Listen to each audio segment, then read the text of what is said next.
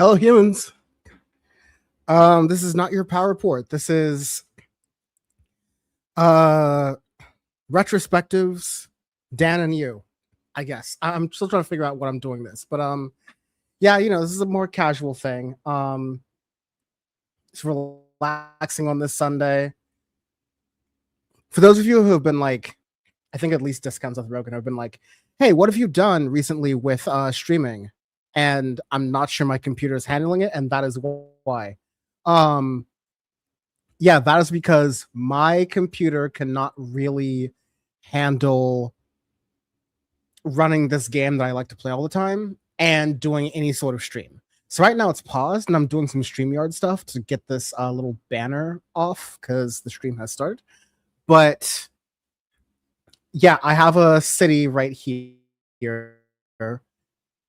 We've got if you can see below here, almost 363,000 people here.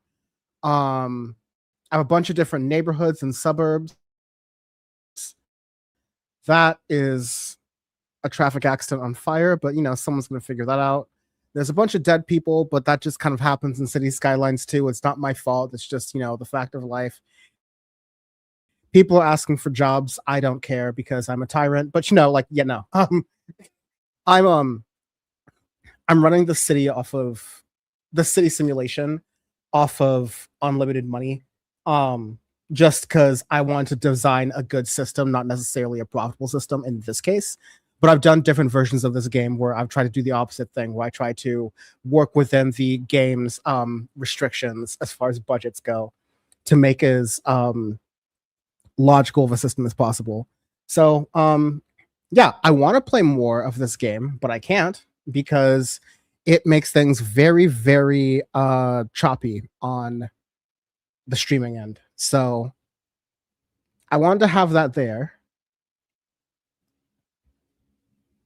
Yeah. Natcha can't remember. City Skylines with Smooth Jazz were super chill streams. Yeah. I want to bring those back, but it's definitely going to be something I work towards. Because I'm going to need a better computer, which is going to preclude the RAM crisis. And some much better processors and a bunch of different things changing, both in my life and the life of computers.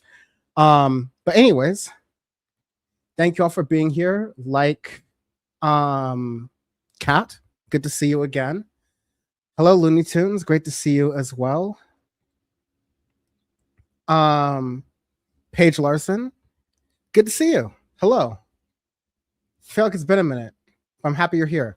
I'm going to exit here for a moment and let's open this here. Awesome. I'm closing my game, so I'm going to give it a second because my computer's probably going to glitch out a bit because it takes a lot of RAM to close a lot of RAM.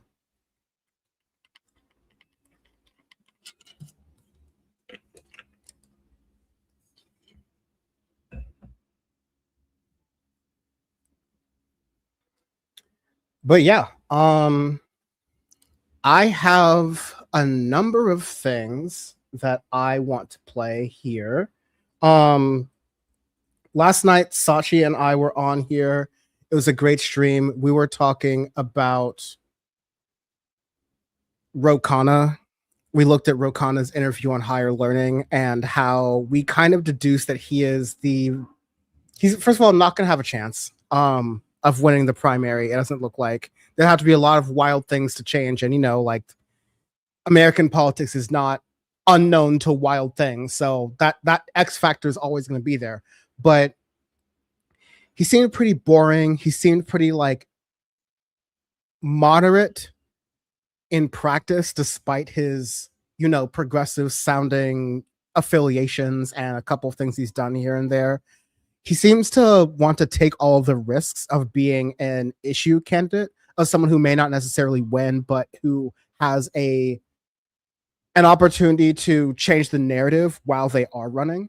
And so he has all those sort of hallmarks of an issues candidate, but he's not actually spending the time to draw those issues out because I think part of him, and I'm not going to describe what I think that is, or like I'm not going to psychoanalyze anyone because I just don't know anyone, and I want to hold that respect out for people.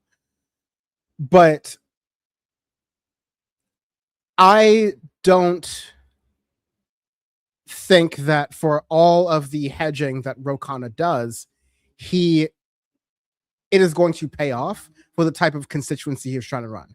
I think he's trying to have his cake and eat it too as a politician, is what I'm trying to say. He's trying to have his cake with the progressives and eat it too with the tech oligarchs. And I'm not sure if it's going to work, because those same tech oligarchs are going to bite him in the back, stab him in the back, however you want to put it. And any slight capitulations, I think these capitulations, I don't think the capitulations will be justified, but I think the actions that the left might make because of these capitulations, I think most of those are probably going to be justified. Those things are going to push Ro Khanna to the right, and then more into the cudgel of some of these tech billionaire types and those adjacent to it. And so I think it's going to be very tough to see how that turns out. But basically, check out the PowerPort clip that we talked about yesterday for that. That was all very good. Yes, Looney Tunes, I think, says turn off top chat. I don't think that's a thing I can do personally. I think that's a setting that y'all can change on your ends, but please do that. And I am going to start here by talking about the Nithya ramen race. So first of all, I would like to start making myself lunch. It is preparing in the oven right now, and I'm about to start having it. But I do think it's kind of annoying here. So I just want to say that there are only a couple of places I've been able to actually find footage of the LA that recently happened. It was basically hosted by the Sherman Oaks Homeowners Association, which is a neighborhood in, I guess we could feasibly call it like Northeast Los Angeles. We'd call it the Valley. Northwest Los Angeles. Forgive me. And it's hard for me to find any coverage or any link from the debate from usually for a national thing, you'd find something from C-SPAN, or you'd find something from, a local news outlet who just posts it online. And there's different issues with YouTube copyright and different holdings and things like that. But I was only able to find it was honestly like a Punjabi network or something. And because I can't understand it and kind of ascertain some of the things that are on there. And I'll show you just what I'm talking about here, because I have found the I may turn to this if the other clip is really bad, because I haven't seen through the full thing, honestly. It looks to be about an hour and a half. But I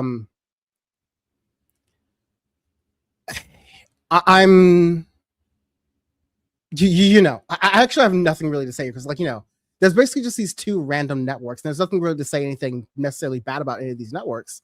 One of them, I'm going to share my screen here. Just so you y'all understand what I'm talking about here. But as we see, this channel is Anastasia Komarovsk.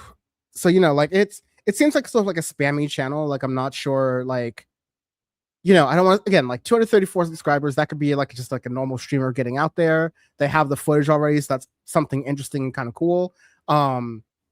But I just don't understand necessarily the merits of it all. And then you have this other tab, which is the PTC Punjabi, as I was talking about here. And so I'm not, I have nothing to know or say about any of these comments here. And in fact, I think the more local you get into comment sections, the more unhinged people are. I always highlight talking about local politics, or working within local politics. But if you find that your interaction within local politics is just solely commenting in city council sections, angry things or screeds about whatever you're mad about with your city council, you're much better off going on there at least. But just commenting on there, like, comments are only helpful to get videos some spread and to like message things that we think are important. It's not really going to, it's like one step within making political change. It's not going to be the full thing. Anyways, I just want to say that, like, no disrespect to any of the folks who have these things up, because I'm obviously going to be using their pieces, but this is Los Angeles. This is one of, depending how you think about things, depending your own biases, I think New York may be basically, like one major media outlet. Chicago may be another one, but Los Angeles is definitely going to be like within that top 3, right? And the fact that CBS in Los Angeles, or NBC in Los Angeles, or Fox in Los Angeles, or, some of these networks own ABC in Los Angeles. Some of these networks own multiple outlets within Los Angeles, right? So the fact that none of them had anything on here and it's just these local things, not even the LA Times, I think that just goes to show like how decrepit the media apparatus, like the media, I talk about this all the time, but like how decrepit the media ecosystem is, to where this is a very important thing. This is like one of the first big debates between the 2 runoff candidates within the LA mayoral election. It's no longer even the Democratic Party primary. It's the mayoral election for, again, one of the biggest cities in the United States. And yeah, one of these streams has 13,000 views. One of these streams has 2.1 thousand views. I think that's insane. And I've already talked too much. I just want to give that context. I think that's just ridiculous to begin with. But I'm going to play some of this here, and then we will, I will comment on it as well. Being someone who is like grown up in the LA area and has some like, thoughts and ideas about all this stuff. So yeah, let's watch it. So I have a couple announcements, please. Please, can we keep it down?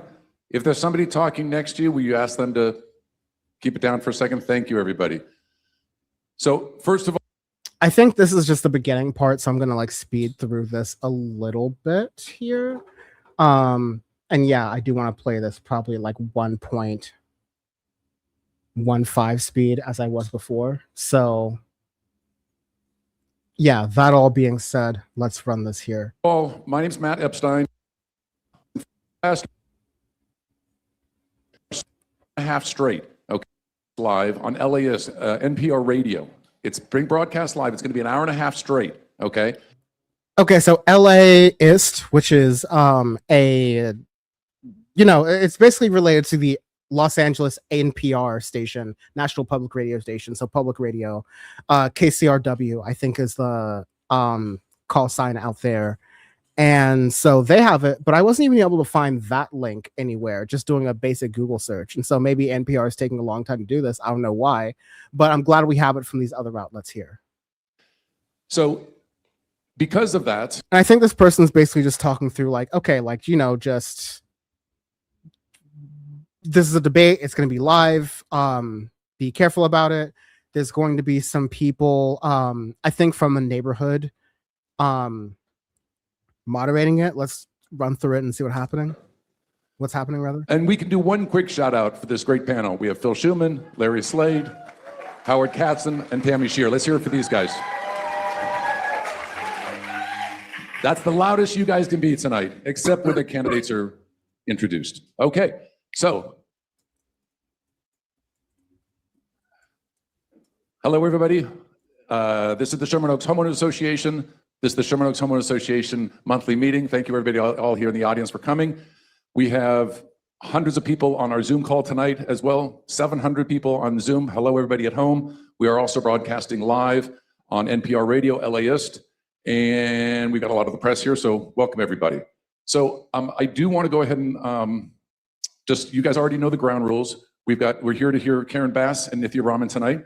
The debate is going to be, the questions were fielded from our members from the Sherman Oaks Homeowners Association, the Sherman Oaks Encino Chamber of Commerce, and the Sherman Oaks Neighborhood Council. So there will not be any questions from the audience except for the ones that are already pre-come in, and you guys will hear those. These aren't Sherman Oaks issues, these are Los Angeles issues. So we have Tammy Shear, who represents the Sherman Oaks Encino Chamber of Commerce. We have Howard Katchen, who's the president of the Neighborhood Council. We have Larry Slade, who is a board member of the Sherman Oaks Homeowner Association. And we have Phil Schuman, who's LA's #1, sorry, the rest of the news here, anchorman, news guys, seasoned guy, great guy. No clapping. Phil Schuman, take it over. Thank you, Matt. So thank you very much for being here tonight. We appreciate your time. We can all debate where Los Angeles is right now, but there's no disagreement on the fact that everyone in here is committed to making Los Angeles the best city it can be. And what we're trying to do tonight is figure out which one of these two is best equipped to get us there. And hopefully when we leave tonight, you'll have a better understanding of who you're going to vote for. So we're going to start with 3 topics: homelessness, public safety and the LAPD, business and the economy, including city services, the entertainment industry, and then we'll broaden it out into other questions. And we're going to give each candidate 2 minutes at the very beginning on each of those 3 issues. So should we get right into it, Matt? Mayor Bass, obviously homeless is the big issue. So we're going to start just by asking you to remind our audience, tell our audience what your priorities are. If you had to list the top priority or top 2 or 3 priorities, given where we're at in 2026, given what you know has worked and hasn't worked. First of all, good evening, everyone. I'm happy to be here with you today. End street homelessness, period. We absolutely have to do that. But now we need to increase massively the number of Angelenos that we get off of our streets. We need to look for less expensive ways, moving away from motels, using city-owned property to put up new and improved and more modern shelters, and also providing the services that people need. We've already started to do this. As a matter of fact, just last week, we cut the ribbon for one of these developments in an adjacent city council district, but we have to get people off the streets. But after that, we actually... Forgive me, y'all. I was messing with so many of these settings. I wasn't paying attention to the question that was asked. And so I'm going to move back a little bit and then we'll start here. So forgive me.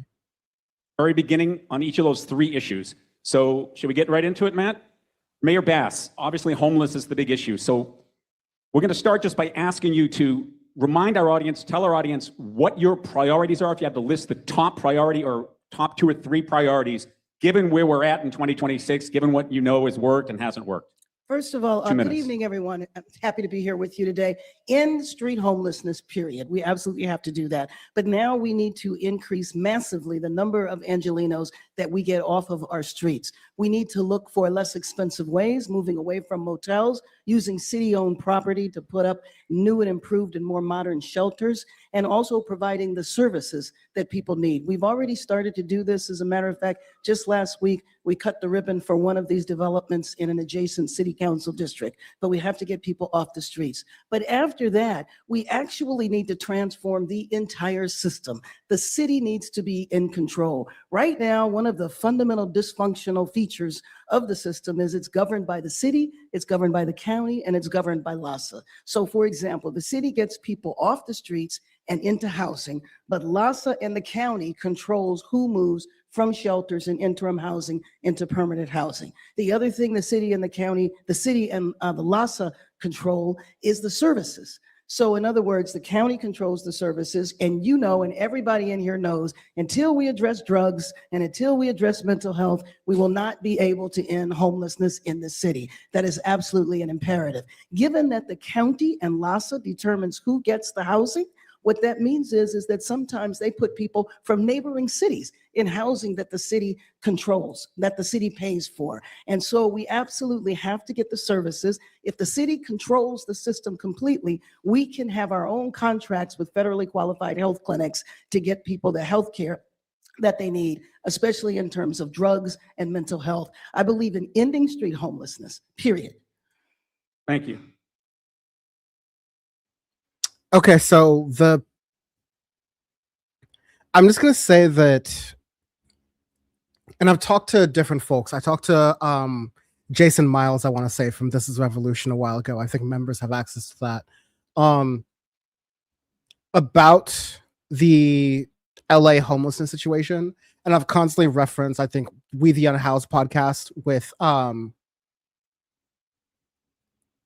Theo Herndon. I'm forgetting his name right now. I think, yeah, but something like that.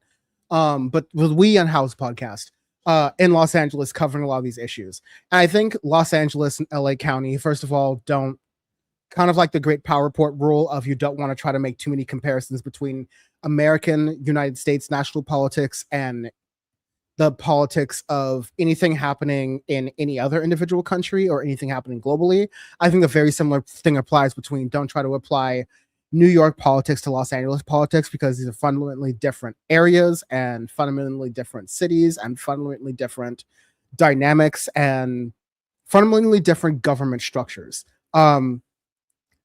The Los Angeles mayor is not unpowerful. The Los Angeles mayor can actually get a lot of things done.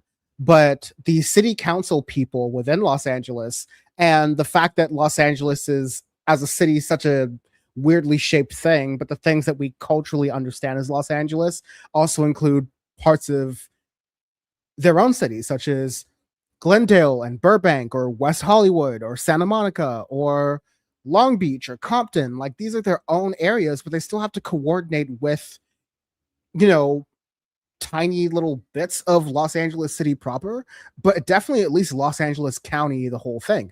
And so the homelessness issue has been very fraught within the city and the county. I think, at least in my opinion, it has been a money pit across the entire state, but definitely Los Angeles County has been an example. And a lot of money has been spent, and it hasn't been very accountable to get under Karen Bass's watch. It hasn't been very accountable to be like, okay, where'd this money go? Or like, what are we actually getting for these? We're spending, you know, millions and millions of dollars and not getting, you know, that many temporary homes in return, to say nothing of the fact that temporary homes are not permanent solutions. That's, I think, the big thing about Karen Bass. And so I think she said that, like, you know, we've tried things, we had things, we've doing things. Nithya Raman, again, is the more DSA aligned candidate. And so she's probably going to have more interesting things to say here. Let's run it, though. Still shocking to everybody in here that 30 years into this, we're still debating the structure and the hierarchy and the strategy. That's right. So, Councilperson Raman, 2 minutes, same subject. Yeah. So I think Angelenos are really fed up with this issue. They're fed up with spending hundreds of millions of dollars a year and not seeing the results that they deserve on their streets. I think they have lost trust and faith in the system. And by the way, people on the streets have lost trust and faith in the system. In the system as well. Can you guys hear me? Yeah. Great. And I feel like the last 3.5 years, where this mayor has spent $400 million on Inside Safe, refused audits, spent heavily on a program that has sent 40% of participants back to the streets, and spent sometimes $100,000 a year per person, have actually made some of these issues worse. And I've pushed back on this and the problems that the system has had in City Hall. But here's what I would do to change it. One, within the first 6 months of me being in office, I would audit every dollar and I would track the performance of every dollar. And we've already laid the groundwork for that in my time in City Council by creating data for the first time about beds and performance and outcomes. And I would use that to make sure all of your dollars are being spent wisely. Just like we did in my council district, the second thing that I would do is actually create real leadership and management over this issue at City Hall. I've pushed to create a Bureau of Homelessness Oversight. It's been slow to be staffed, but we need to be in charge of these dollars. Right now, the city funds 8,000 beds. No one's in charge of filling them. No one is making sure that every dollar is being spent at City Hall. We leave it to someone else to do that. And finally, we need to deal with the mental health and substance use crisis on our streets. In my council district, we beg and plea for the county to show up, and they do sometimes. And we fill in the gaps by funding street medicine teams. I want to do the same thing citywide. No one's advocating for the city to get what we're paying for, by the way, with our tax dollars. We're paying for mental health beds that we're not getting. And I would be out there advocating for them using my seat as the mayor. Thank you. We're going to come back. Excuse me, so you might need to explain what the ground rules are, because if my opponent says something that's blatantly untrue, I definitely want an opportunity to counter it. So saying that it costs $100,000. Can you do it? Okay, I'm gonna let y'all watch this. I'm actually gonna play this back a little bit, also kind of for myself, but also just like in general for us. So talking about homelessness, I want to hear Nithya Raman's response. Nithya Raman is she has kind of like the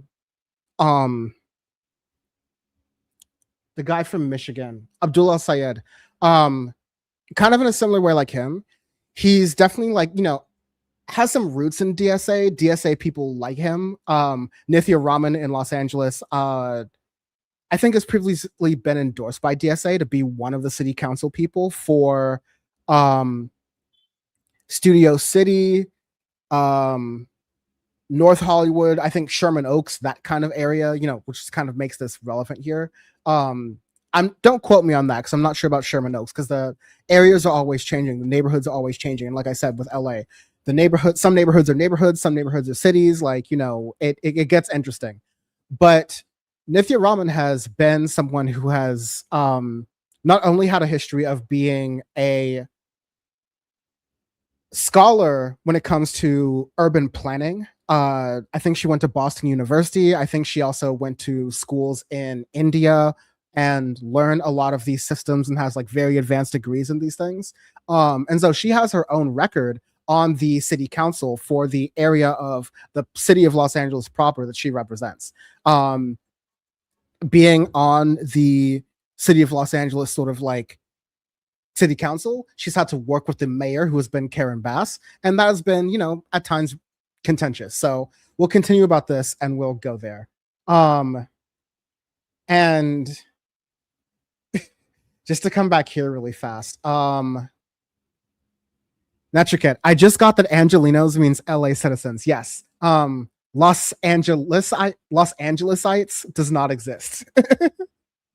Los Angelesers sounds almost like a slur.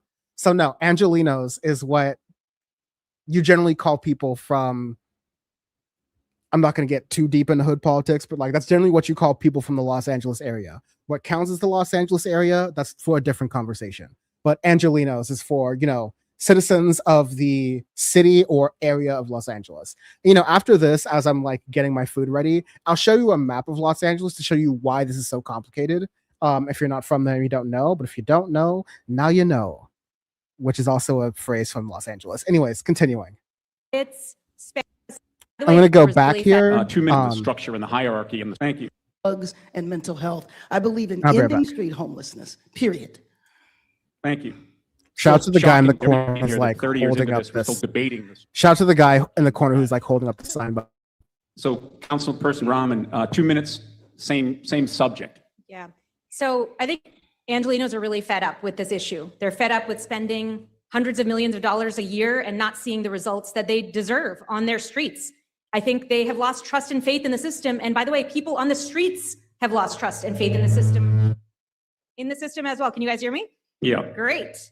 And I feel like the last 3.5 years where this mayor has spent $400 million on Inside Safe, refused audits, spent heavily on a program that has sent 40% of participants back to the streets, and spent sometimes $100,000 a year per person, have actually made some of these issues worse. And I've pushed back on this and the problems that the system has had in City Hall. But here's what I would do to change it. One, within the first 6 months of me being in office, I would audit every dollar and I would track the performance of every dollar. And we've already laid the groundwork for that in my time in City Council by creating data for the first time about beds and performance and outcomes. And I would use that to make sure all of your dollars are being spent wisely. Just like we did in my council district, the second thing that I would do is actually create real leadership and management over this issue at City Hall. I've pushed to create a Bureau of Homelessness Oversight. It's been slow to be staffed, but we need to be in charge of these dollars. Right now, the city funds 8,000 beds. No one's in charge of filling them. No one is making sure that every dollar is being spent at City Hall. We leave it to someone else to do that. And finally, we need to deal with the mental health and substance use crisis on our streets. In my council district, we beg and plea for the county to show up, and they do sometimes. And we fill in the gaps by funding street medicine teams. I want to do the same thing citywide. No one's advocating for the city to get what we're paying for, by the way, with our tax dollars. We're paying for mental health beds that we're not getting. And I would be out there advocating for them using my seat as the mayor. Thank you. So yeah, Karen Bass is about to go off because Nithya Raman went off. But before I get to that point, Nithya Raman said that, there's crisis intervention, there's crisis prevention, there's different programs with addiction that can be handled with that Nithya is talking about. She's also flaunting the things that she has done within her sphere of influence, being a city council member currently, and being a DSA aligned or adjacent council member at that within Los Angeles for the past couple years. She's talking about that. But what she also talked about in the beginning, just to make sure people don't miss it, is the amount of spending, and this is what I was mentioning earlier, the last time I paused it, the amount of spending that Karen Bass's administration has spent on homelessness and the amount of money that hasn't been accountable. It's why you have LA's version of Brad Lander, who is also Democratic Socialist of America, you know, adjacent, if not necessarily card-carrying member or whatever. I don't think, you know, when I say DSA adjacent, I'm just talking about policies and politics, so just go with that. But he does Kenneth Mejia is who I'm talking about, who is like the Brad Lander of Los Angeles. He's the comptroller. He does a lot of the audits. He handles the budgets. And he has found that most of what Los Angeles City spends their money on is the police department. And a lot of that budget goes to payouts for wrongful behavior by those police departments or settlements from those police departments, the LAPD specifically. And I'll say those police departments, I mean that police department of LAPD. But Karen Bass has made it harder for Kenneth Mejia as the comptroller to be able to get information and be able to run audits and be able to make sure that the homelessness prevention and reduction efforts within Los Angeles are being handled properly. And that's been a piece of tension between Karen Bass and the comptroller of the city, Kenneth Mejia. So a piece of tension between the mayor of the city and the person running the office, running the finances and making sure that the city is, like, you know, financially stable and operating, and doing double checks to make sure that the city is not spending money unnecessarily where they need to. Karen Bass has been asleep at the wheel at that. And I think that's like a consensus opinion with definitely the right wing of people who supported Spencer Pratt. Check out a previous Power Report episode when we were talking about that. But I think a lot of people on the left are also upset about this too. Remember, Los Angeles and like many major cities in America, and definitely in California, are cities full of liberals, but because it's such a blue city, the liberals are kind of like the right of the ideological right of the city, and the progressives are the left of the ideological, you know, like span of the city. And you have like socialists who are now starting to rise within that and go, none of this has been working. Karen Bass, who's supposed to be the progressive, has not been working for us. I'm not even going to get into the fire situation, but I'm going to continue this here and start to make my food. We're going to come back. Excuse me, so you might need to explain what the ground rules are, because if my opponent says something that's blatantly untrue, I definitely want an opportunity to counter it. So saying that it costs $100,000. Can you do it in 30 seconds? Sure, I can. I said some beds. Saying that it costs $100,000, and you have said this on many occasions, Yes. that Inside Safe costs $85,000, $100,000, when you know perfectly well that the county reimburses for those services, which means if you look at Inside Safe and your own department, and by the way, you are the chair, or you were the chair 30 of the seconds. homelessness committee. And you know that we pay essentially the same amount for Inside Safe as we do for other forms of interim We also housing. pay for county taxes, so we are paying for all All of right, those we're going to come back costs. to this issue, I Yeah. can assure you. We're paying for those costs, no matter who's paying it, city or county. All right, the second general topic is public safety and the LAPD. Much debate over the LAPD's budget, over the LAPD raises, over the levels of personnel in the LAPD. So let's start with Councilperson Raman. When you were here during the primaries, you spent a lot of time defending your vote against a raise for the LAPD, saying Yes. that the money, you need to be convinced that the money they already have is being spent correctly. Well, no. What are your thoughts to this group now, several months later, on public safety and the LAPD? Well, look, everyone deserves to feel safe in this city. We need that. And we've been promised every single year that this mayor has been in office that we're going to grow the police force. And the contract I voted against gave salary raises to the PD that we couldn't afford. I think every city worker should be paid well. I think police officers should be paid well. This is not a dispute about that. This is about fiscal management of our public tax dollars. This contract gave raises to this PD that our city couldn't afford. And we suffered as a result. We had $1 billion budget deficit as a result. And now across the entire city, we cut street lighting, we cut pothole repair. We have more potholes on our streets than we did before. We do less graffiti removal than we did before. We absolutely need to be able to at least retain the size of the police force that we have right now. But we are not doing that. We are actually losing people every single year. And I think we need to do better. And you deserve a city that responds to your calls for help that shows up and is the right person to show up for the call for help that you're putting out there. I think that's incredibly important. So first of all, we need to do a few things. We need to make sure that we're getting clear data about crimes across every neighborhood. Under this mayor's leadership, we don't have that neighborhood level data. So we as residents don't know whether we're getting the kind of protection that we deserve. We need to make sure that we're changing our hiring practices.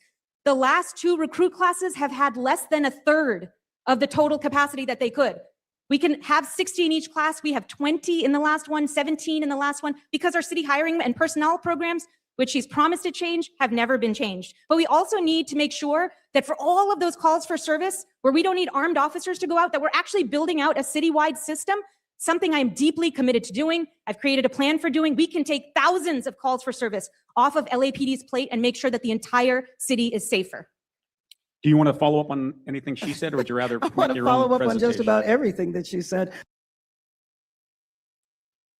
So again here, like, I'm going to let this continue going, but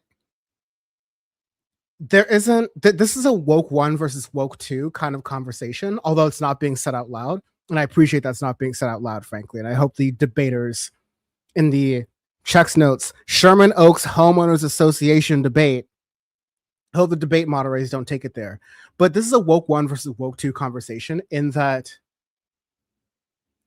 defund the police didn't really happen in most major cities. It was pretty much continue to fund the police as normal. And around the margins, you know, some places did spend less money on the police. But, you know, in most of those cases, either money on the police stayed consistent by whatever measure you want to say, whether it's inflation or, you know, how it was going to be planned or whatever. Every individual city and metro area in the country is different. But you either had that money stay consistent, and or you had other institutions within that city or within that county or within that jurisdiction who are funded to help with mental health cases, or funded to help in other non-violent, non-specifically police ways. In Los Angeles, for example, there's been this back and forth between the transit system and whether the Los Angeles Police Department handles the transit system, or the Los Angeles County Sheriffs, who have jurisdiction not only over Los Angeles City, but Los Angeles County and all the other different areas, even though many of those different areas, let's say Pasadena or Santa Monica or Long Beach, have their own police departments. Maybe that sheriff takes over Metro, or maybe those individual police departments also take over some of Metro. Like, there's so much complicated stuff that happens within Los Angeles because of how split up it is. It's way more difficult to handle in New York. And that's when a lot of the, you know, socialist rhetoric rubber meets the road when it comes to these things. And if I can get my licks in, that's kind of where my critique of this sort of like East Coast focused DSA movement comes from, is that it hasn't been tested in really tough places like Los Angeles. I still think Nithya Raman is very much a long shot. But I think I say all of that to say, because that was a long tangent, I apologize, is that Raman is making a case about how to make these things more accountable, and Karen Bass, who's obviously the incumbent, who has been here while, you know, who it literally represents the status quo, is actually going through it here. So let's hear more about what she has to say. But it is Calls for service off of LAPD's plate and make sure that the entire city is safer. Do you want to follow up on anything she said, or would you rather I want to follow up on just about everything that she said. But it is completely ironic that you were talking about the unarmed services, such as the Circle program. When you asked us to help you in your district, like you have asked me repeatedly, we brought out the Circle program here. You have a lot of nerve talking about the hiring of police officers when we finally reached the point where we had a decent sized class, and you voted against it, which was the reason we couldn't have the class. It passed, by the way. It You did still pass. voted against it, as It all you have passed. voted against hiring police officers consistently. You talk about paying police officers decently. We gave police officers a raise because we couldn't keep them in the city of So Los does she, Angeles. does she We not were want to not have a safe competitive. city? Does she not want to have a Well, safe city? I think that she's irresponsible in what she talks about because she talks about out of both sides of her mouth. She wants to study everything. And I am one that believe in data and believe in studying, but the city council in the city of Los Angeles is not an academic institution. We need to act. She does not act. She studies. I act. We got the police hired. Okay. We Sorry. gave them the raise that they deserved. And by the way, when there has been a spike in crime here, you all have called me. You called me and I acted. All right, what is it sorry. you feel she said was untrue? I do want to There's so much there, and I want to let Nithya Raman cook, honestly. But like, she studied, I acted, which was a crazy pivot from what Karen Bass was saying earlier. Of like, oh, we pay attention to the data, we actually pay attention to this, but we're not wonks. We're not people who like get caught up in the data. Like, we actually act. Like, that's just insane. And also, just even a layer deeper than that, which is the beginning of this and where this began, was. This isn't MAGA we're talking about here, right? Like, these are two Democrats who, I don't think the social democrat or democratic socialist left, or like the centrist capitalist Democrat left, I don't think either side is necessarily more immune than the other from obfuscating statistics for the sake of making an argument, especially when it comes to politicians who are running a campaign and appearing in moments like this of a debate, which are like the lowest form of like actually forming political opinions, right? But there's just so much here that's going on already, and there's so much disrespect, I think, that's inherent in the idea that Karen Bass is saying that either Nithya Raman isn't paying attention to numbers the way she does, or also she's paying too much attention to numbers, whereas Karen Bass actually handles actions. And honestly, the only time I've seen action in Los Angeles, like I've seen the most action in Los Angeles, in between when the primary ended and Karen Bass realized that it wasn't going to be like smooth sailing going against someone like Spencer Pratt. It was going to be against a progressive counterpart like Nithya Raman. That's the only time I started seeing, oh wow, I'm starting to see potholes getting filled and it's filmed on social media. Oh wow, I'm starting to see movement on the LAX SkyTrain boondoggle that's been being handled for a while. And Los Angeles World Airports, the company that owns Los Angeles, like LAX, the Los Angeles International Airport, has a lot of connections to the mayor. And it wasn't until Nithya Raman started getting plugged in and being very vocal with some of the transit activists in the city where I started actually seeing information about, okay, we're finally making a big deal about launching the SkyTrain this year, even though it was supposed to launch before the World Cup, but it failed for multiple reasons. And based on reports I've seen, allegedly, I'm not sure, whatever, don't sue me. Based on some reports that are out there, there was supposed to be a delivery of this project way sooner, but Lynx, the company that was running LAX, decided to, what could arguably be said as draw the project out in order to extract more money from the city. A situation that has happened with a lot of transit projects, including high-speed rail in California high-speed rail. But again, I'm starting to go into a tangent because this shit goes so deep, but it's never covered by a lot of the, East Coast focused media, rather. It's not focused on by the East Coast focused media. They rather focus on, psychosexual obsessions with Graham Plattner. Oh, did I say that out loud? Shit. Sorry. Anyways. So yeah, Karen Bass is big mad, and I'm going to continue playing this over here. Sorry, When there has untrue. been a spike in crime, sorry, here, you all have called me. You called me and I acted. All right, what is it sorry. you feel she said was untrue? I do want to say we do have time limits here, so I just want to make sure that we're honoring them. 30 seconds. And I just want to say I voted for budgets that have maintained and even expanded our police force. What I have voted against is a contract that bankrupted our city. All right. And I think You that's really, voted really no. important Uh, to, it- it- to it- underscore. All right, we're going to come back to this I also. think we have to be Please good, do. sorry, we have to be good Please fiscal do. stewards of our public dollars and to pay public dollars for political gains, Right. No, for you made your political point. We got your support point. in All right. elections And is we not need the to way pay- that we should be All running right, our city. business and the economy. Each candidate has 2 minutes to talk about their top ideas to stimulate business, bring business back, make Los Angeles more business friendly.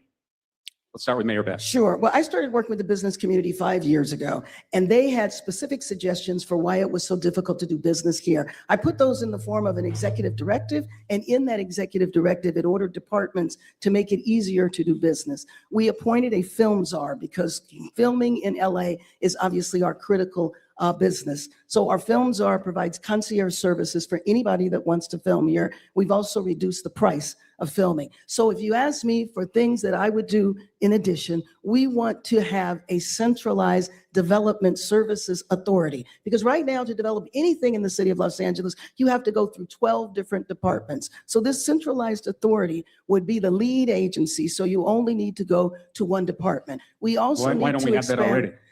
Would you say, why don't we have that already? Because the way the city has functioned, but over the years, I have begun that type of transformation. Lessons that we learned from the Palisades. Why don't we have that already? Because the way the city functions. But Black Dynamite, you're the mayor, so you're the reason why the city functions. But you know, we've learned lessons from the Palisades.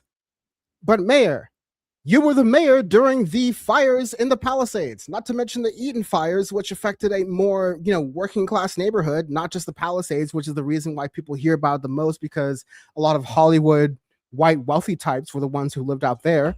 Not that they deserve to have their houses burned down any more or any less than anyone else, but I'm just saying we want to make sure that we have an equal representation of the catastrophes that happen around the same time.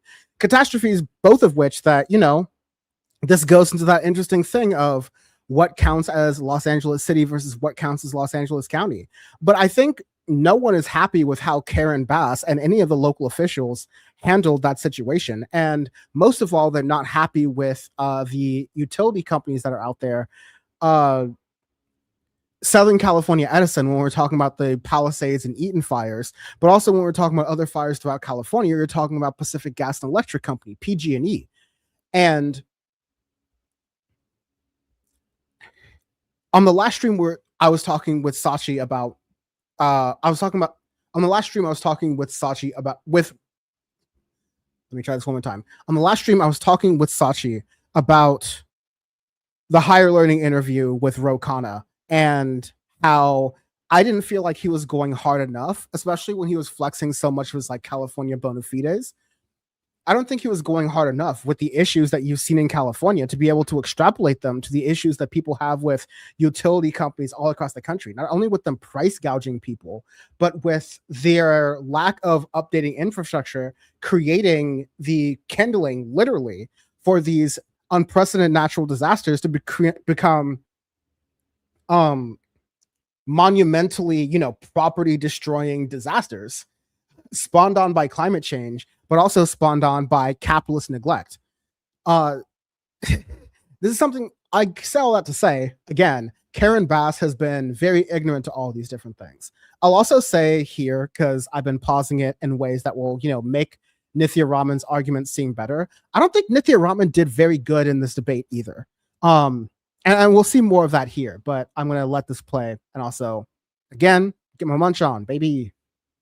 Lessons that we learned from homelessness, where we had one-stop shops. Now we need one central agency, so you don't have to go to 12 different departments. We also need to expand workforce housing. One thing that I have done is fast-tracked 42,000 units of housing and also moved adaptive reuse so that we have been able to change hundreds of units of empty office space into housing. But we need to build housing that are starter homes, such as townhomes and condos. But we're going to have to change state law to do some of that. Because I served in Sacramento, I know how to get the law changed. So we have been working with businesses. We had $45 million in new contracts for small businesses, and we've also been hosting summits for small businesses so they could prepare for contracts when the Olympics come in a couple of years. But in other words, for business to work in the city has to be safe. And we have to have an adequate number of law enforcement. A study is not going to get you there. I don't know if she wants a study as much as she was saying she wants to make sure that the dollars are accounted for. Yeah. No- So no do one's- I. no one So is- do I. But That if you is look at her correct. track record, That is that's what correct. comes out of her Okay. work. So is on the study. topic of business and the economy to make Los Sure. Angeles more business friendly, Yes, so we desperately need to bring businesses back to LA. We need to make sure that businesses know that this is a business-friendly city again. And right now, I've been talking to small business owners, restaurateurs, people who are involved in much bigger scale businesses across the entire city. And what they're saying is that they have a city hall and a mayor who has not invited them in and who has not created the supportive environment for them to grow. I don't So know who here's you're what talking to. here's what we need to do. We need to have a real economic development strategy. We are a big city. We're the second largest city in America. We don't have that. We don't have a place in the city that's tasked with ensuring that we're diversifying our economy. I would establish that in the mayor's office and eventually make sure that we institutionalize that function in the city. I want to make sure small businesses, restaurants, retail storefronts who right now see City Hall as an obstacle. It takes 18 months to get a permit to open a bakery that I just visited in Canoga Park. It's crazy. We want their tax dollars, and yet we make it so hard for them to open. We have to make it simpler and easier for people to open up exactly the kind of small businesses we need to support. And they've been waiting 4 years for those changes, and those changes still have not come. Finally, under this mayor's leadership, we lost 40,000 film jobs, and it took nearly 3 years to appoint a film liaison, the point person for making sure film can happen here.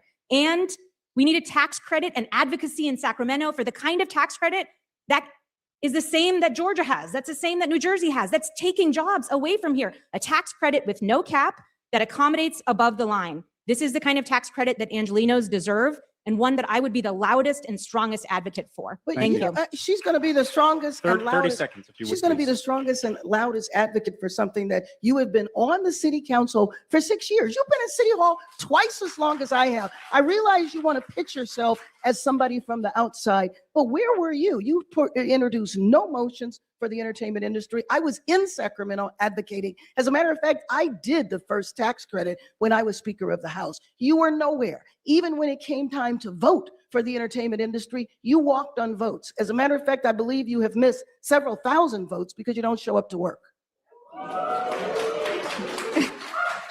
I'm sorry, I have to be able to respond to that. I mean, this mayor, I think she knows Have you that- missed several thousand votes? Yeah, I mean, we all miss, Yeah. we all miss Yeah. days of, we all She said miss yeah. days of council. We all miss days of council. But she knows, as well as I do, that I have had regular absences because I've been appointed to external boards that lead me to miss regular council meetings because these bodies that I've been appointed to by the previous mayor, by this mayor, sometimes conflict with our council days. She I've has also the had some absences to take care of my kids or when I get sick, but nothing, All right. nothing She has was the beyond the second norm. worst attendance record. If you've of been to a city anybody in council the meeting, city if you've council. been to a Because city council of- meeting, we can skip Other some. I know, council also- members have outside appointments too. All right. You are not the only one, but they find their way to work. All right, all right, Well, look, all right, in the next round, I do just want to say, if I was such a poor worker, why did you appoint me to all of these external boards? Why was I the city's voice on these entities? Well, you know what? We really All right. need to Why was look at I the that. That Housing and needs to Homelessness change. Committee chair for so long? I was doing Are you getting ready to a resign? good job. I was doing a, I'm sorry? I said, are you getting ready to resign? all right, we're going to move I will on. We're accept going to your move on. resignation. The next round of questioning is going to be one question from each of. So that was the tea and that was the drama from this piece of it. But yeah, I'm gonna continue playing it because I think Nithya is holding herself down rhetorically. Now, I think a lot of people in here, like again, like Karen Bass is the establishment Democrat. She has that sort of like, you know, oh, she's a black Democrat sort of shield around her. Sort of like the congressional black Democrat sort of thing, where even if they aren't reflective of the younger, more active generation of black constituents that they have, they continue to cling on to power and say that they are the right way to go. They act fairly conservative when it comes to their own power, but when it comes to, you know, flaunting their own status or their identity, they end up being very, you know, that's when they're very pro-black. So that's a very interesting thing. This was definitely the spiciest part of the debate, and boy, is it spicy. But let's continue playing it here. I'll get to some of y'all's comments in a moment.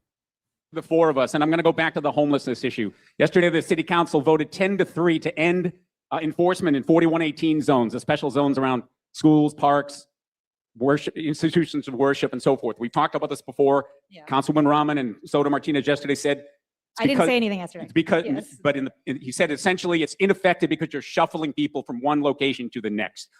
Under what scenario is it not safer for our children, for ourselves, to move crazed drug addicts away from schools? In a scenario where they're not on the street at all. And that's the solution that I've been pushing for.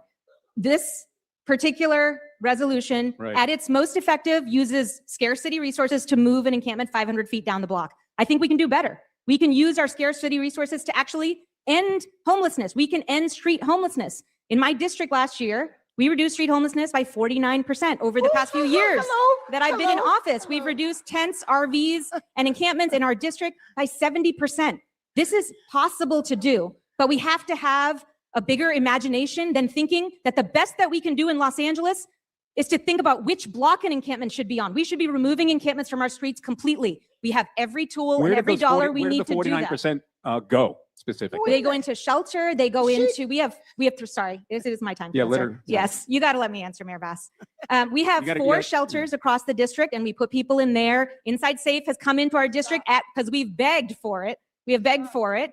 And we have brought people into there. We've brought people into permanent supportive housing, time-limited subsidies.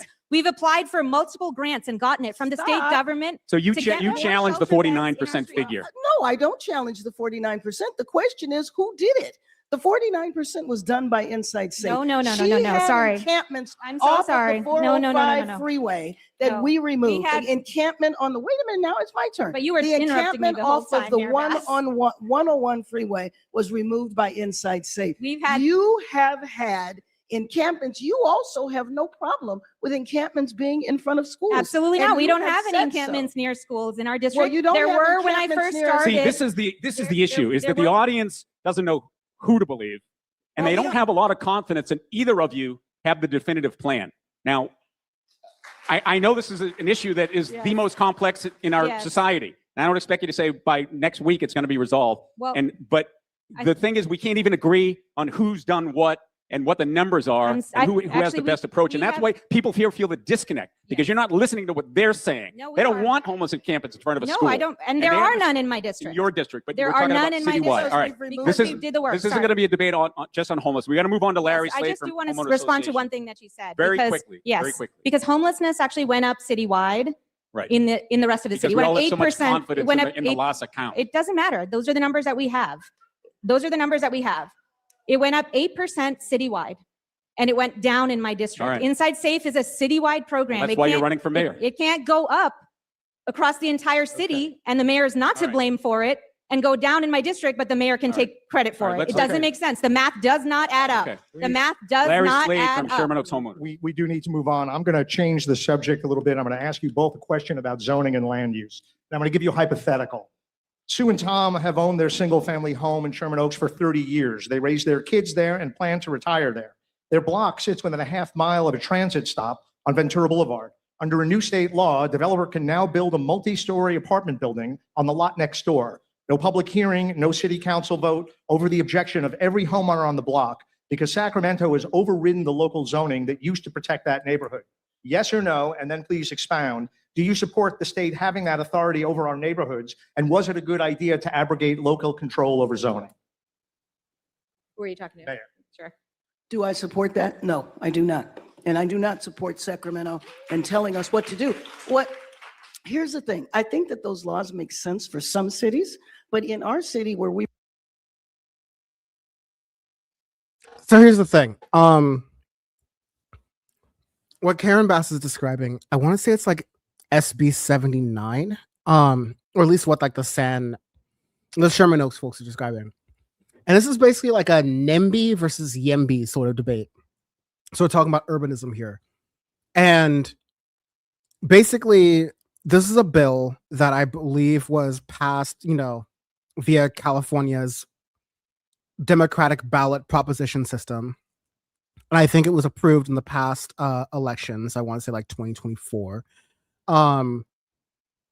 Basically saying that, hey, we already have these laws on the books to densify and urbanize areas that are close to public transportation to make sure that public transportation is funded through fare, has demand overall, so it justifies the use for it.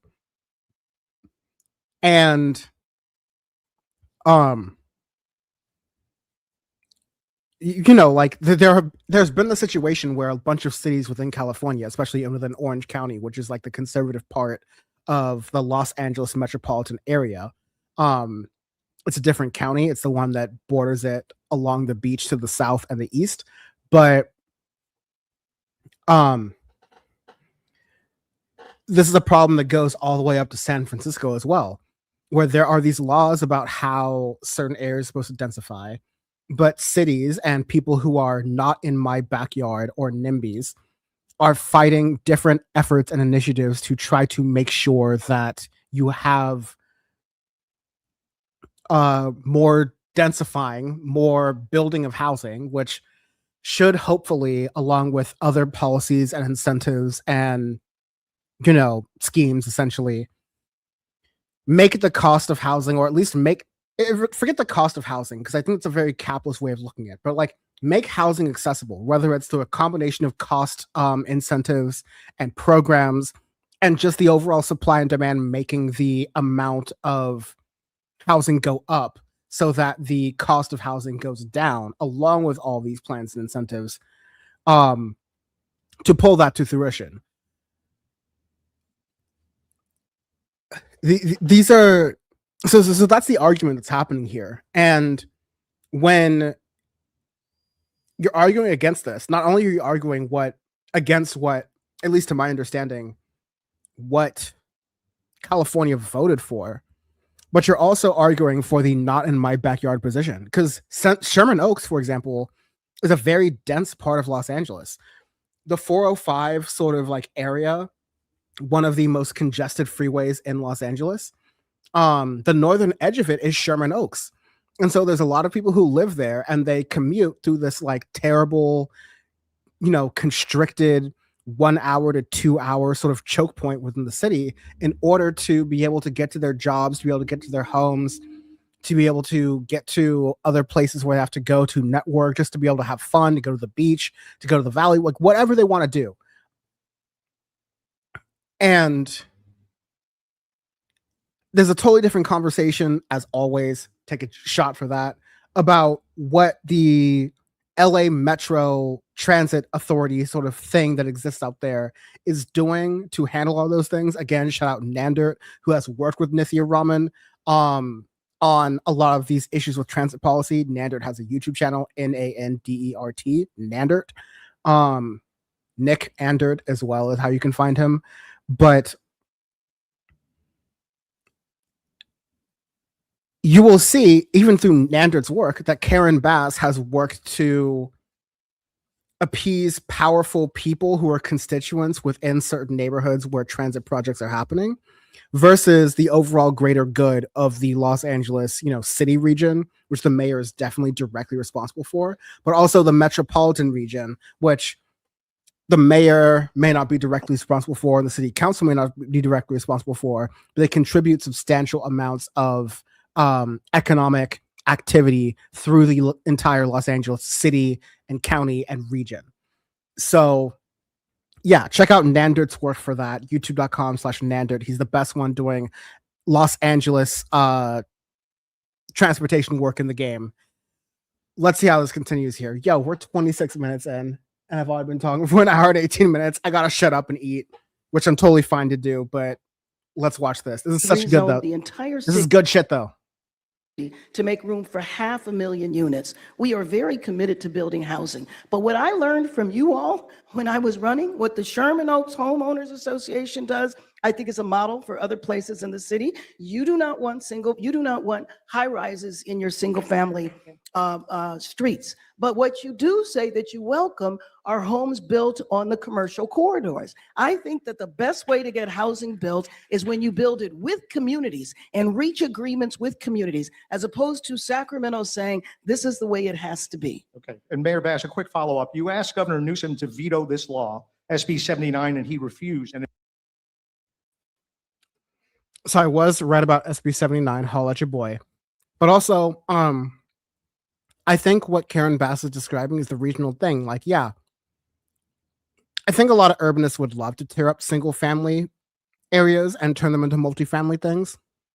But other than the fact that a lot of people who live in these single family areas are doing it themselves by creating these backyard dwellings, I think they are called ADUs, alternative dwelling units, that are very popular within the Los Angeles area, which are essentially like turning garages into 1 or 2 bedroom apartments on your existing, lot. I don't think that what Karen Bass is talking about is the issue. And the fact that Karen Bass isn't taking the opportunity to describe, like, yeah, we can absolutely strike a balance between destroying single family homes, which are like not only a thing that people hold on to within Los Angeles, but like it's a source of wealth for a lot of families of color. But especially in the Los Angeles area, which is the home of the Great Migration, which is where a lot of Black folks and, other diasporas of other different races ended up on the West Coast to escape other forms of European, North American, generally Western sort of colonialism. So people are definitely want to hold on to those single family houses, and they're raising in value and property. And you know what? Fuck it. God bless them. Definitely, this is like a bias I have because I have family who would benefit from the situation. But there is absolutely a balance. But Karen Bass is sort of making it seem like that balance is not possible, right? Like that is a very deceptive thing that you see a lot of centrist Democrats do, in my opinion. To be continued.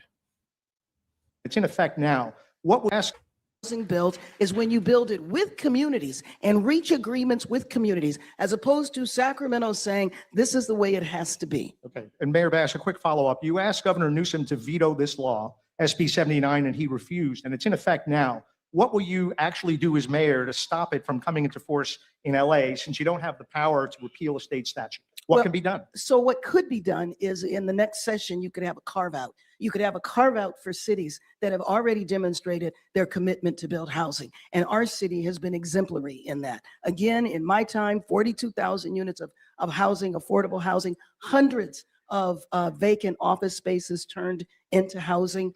We are building housing everywhere, but I think it should be done with communities. I also don't want to see housing built and push long-term residents out of neighborhoods that would lead to gentrification in some areas in our city that are sensitive to that. Thank you.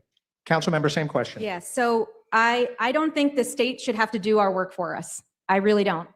So we should be doing that work, but the city is not. We're not building the housing we desperately need. 40,000 units have been entitled under Executive Directive 1. But very, very few of them have actually been built because this city is not hospitable for building. We have not zoned appropriately for the kind of housing shortage that we have right now. And we have a housing shortage that is so extreme that this city is actually pushing out working families every single day. We had a drop in the city of 16% in the number of children under 18 that live here because families with children cannot afford to live in Los Angeles anymore.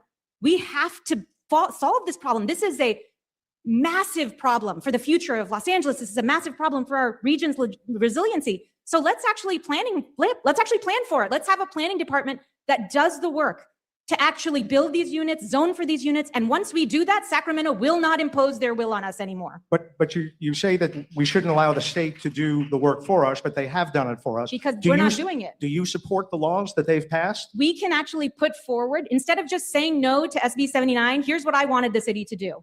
I wanted us and our planning department to go out there and to say, hey, we'd like to zone for the housing that we need. Let's create a plan that accommodates this housing in ways that our neighborhoods will welcome, that makes our neighborhoods more beautiful, and show them our work. We can show them our work and actually make it so that Sacramento listens to us. We're the largest housing market in the entire state. We should go up there and tell them how we want to accommodate more neighbors in this city. How do we want to solve our housing shortage? And if we take it seriously, they'll take us seriously. Right now, they're not taking us seriously. So, and one quick follow-up to that.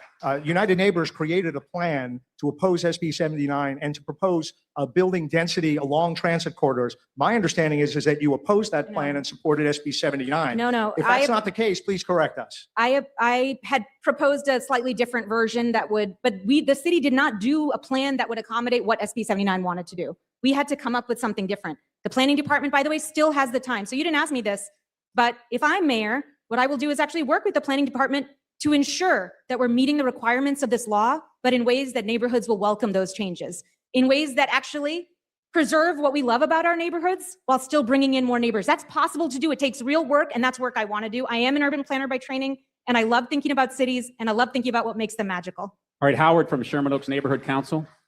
Thanks very much. Pleasure. Thank you for being here this evening.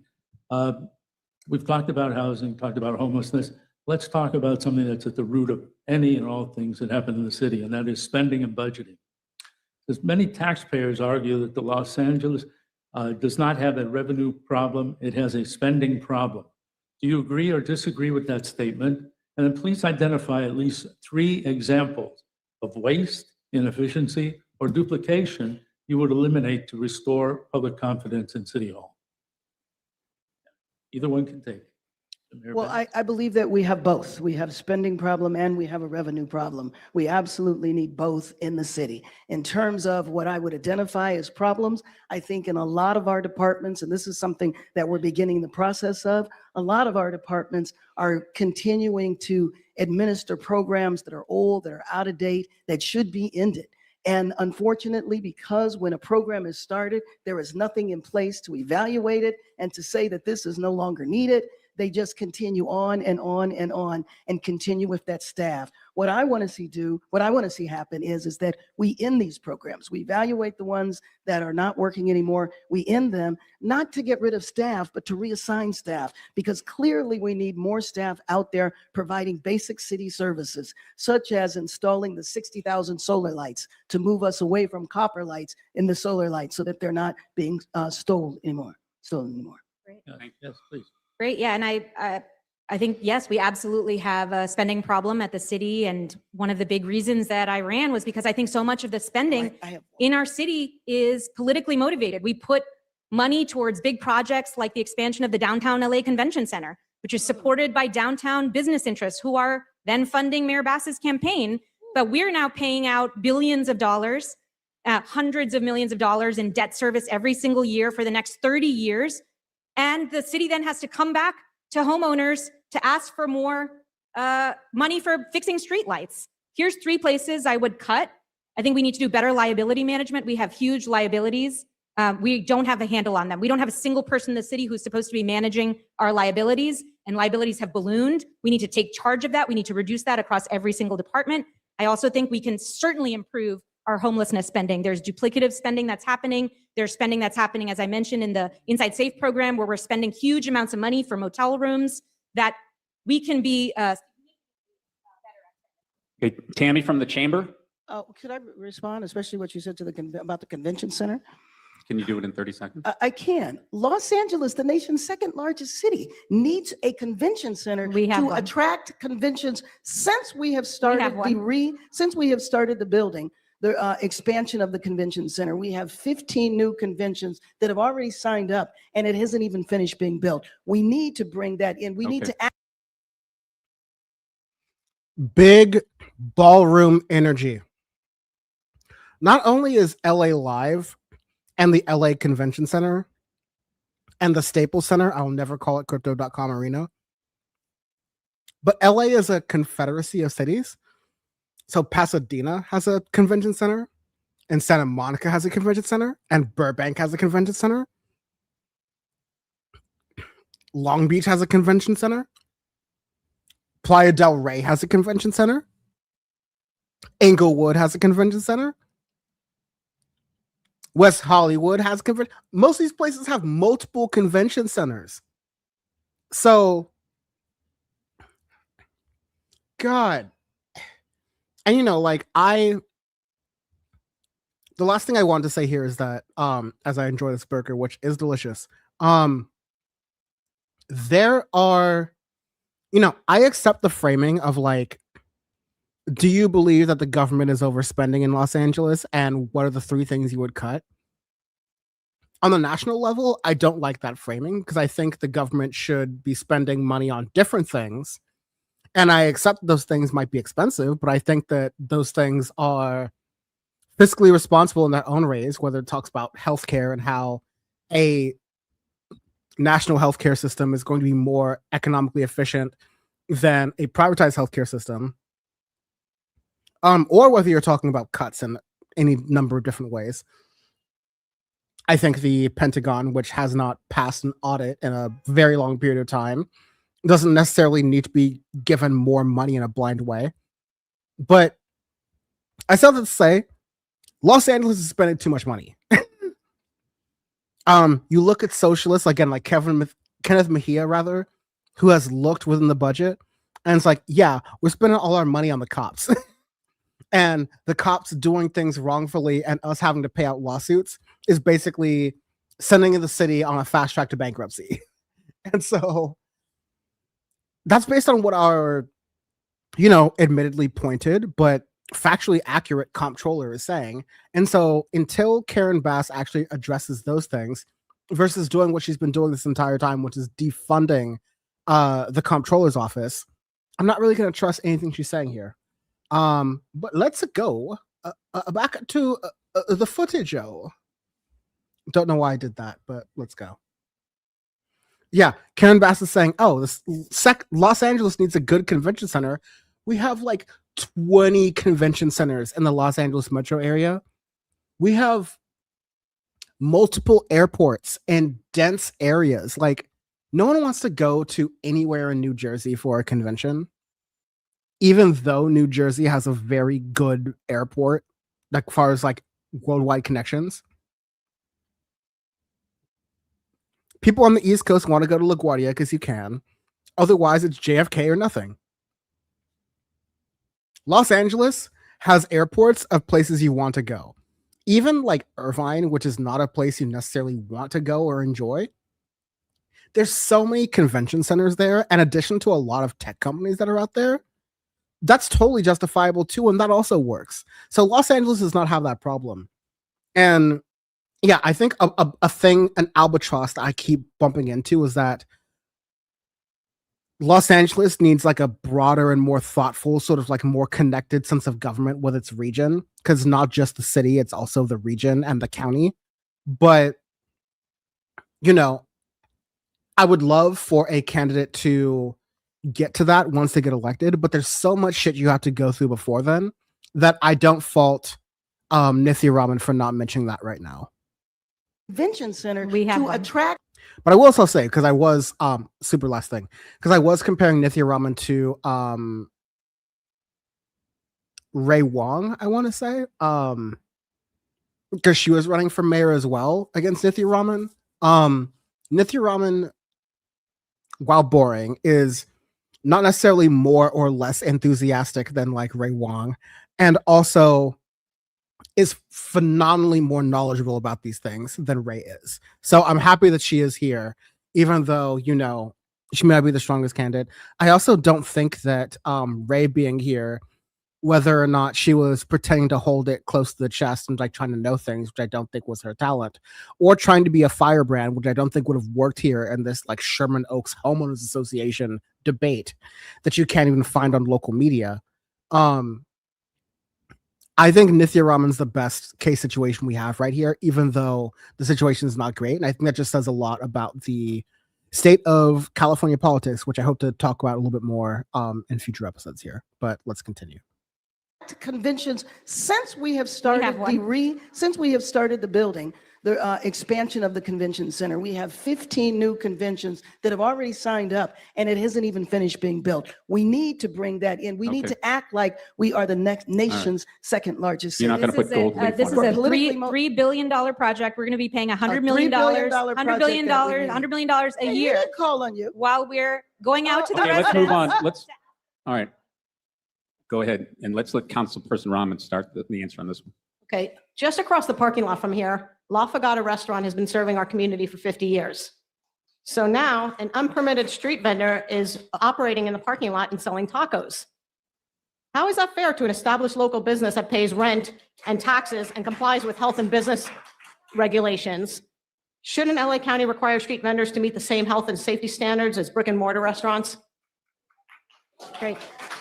So I really, really value our restaurant community. I love going out to eat. My family loves going out to eat. The food of Los Angeles is incredibly important. Street vendors in Los Angeles are a vibrant part of our community as well. And if regulated appropriately with health and safety standards, if we can go out there and make sure that vendors are operating safely, cleanly, and with a license, the city has a licensing program that makes sure that vendors are not blocking sidewalks, that they're not in high fire risk areas.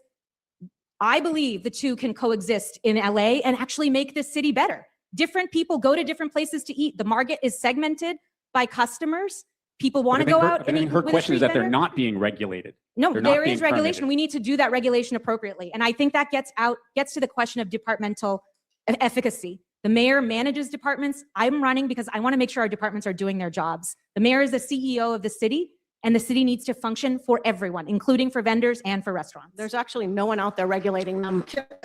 I'm happy to answer that. Yeah. I do not think that you should have a food vendor in front of a restaurant, period.